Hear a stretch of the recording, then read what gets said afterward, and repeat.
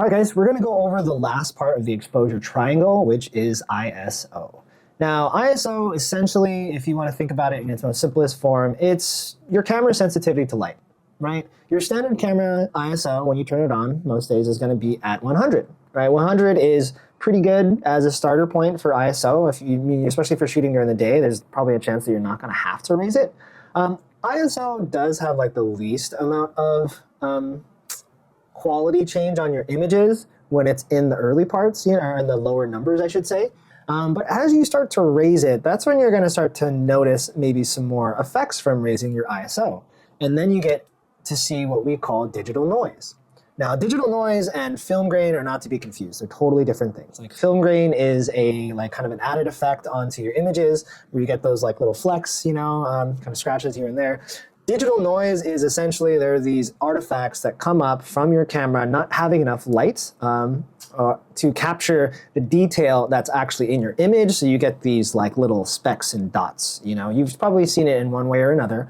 But as we raise our ISO, if you look at this series of images here, you're going to see exactly how worse it gets as it goes up, right? And this can be compensated by, having maybe a higher end camera. My cameras, for example, I personally wouldn't really go more than 3200, but I can, I just got to do a little bit of extra work in saving those images. Also, there is a lot of better noise reduction tools nowadays, but it's like, especially when you're starting, I don't necessarily want you to make a habit of going to 6400, let alone 12,800. The amount of times, guys, that I've used 25,600 ISO is not very many, just to kind of give you some reference for that. Right? So ISO, once again, simply, it's just going to be, your camera's sensitivity to light, right? You either raise it up from 100 to allow in more, to kind of push your camera to capture more light, or if it's already too bright outside, and you can actually drop it to let in less light and kind of have a little bit of a better quality in that way. Right, so if we look at these two images, right, two totally different scenarios. The one on the left is outside and a little bit later in the afternoon on an overcast day when we were in Korea.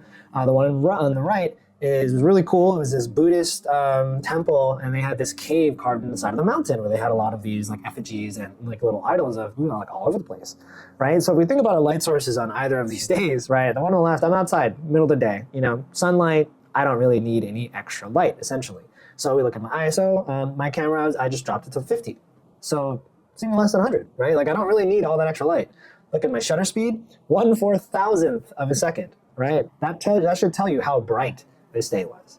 Also, another reason why it's at 1/4000th, I'm shooting at 1.4, which is like, I'm letting in a lot of light, but it's a very sharp aperture. So I like the way that it looks, especially with the contrast of of what's in focus, the focus contrast here, with this wall that we're looking out over the city here, right?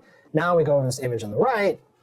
So f1.4, my aperture stays the same because I need in as much light as possible.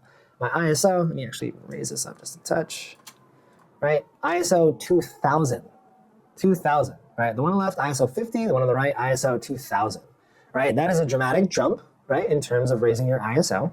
I needed that extra light because all I had was candles on the walls, right? We also look at my shutter speed, 1/80th of a second. Right, so I had to slow down my shutter speed too to kind of balance out my exposure so that I can capture this image with the lighting that I had. So, okay, I think that's pretty straightforward how to explain ISO, but just like always, guys, if you have any questions or comments, please let me know. Yeah, and we'll talk about it. Take care.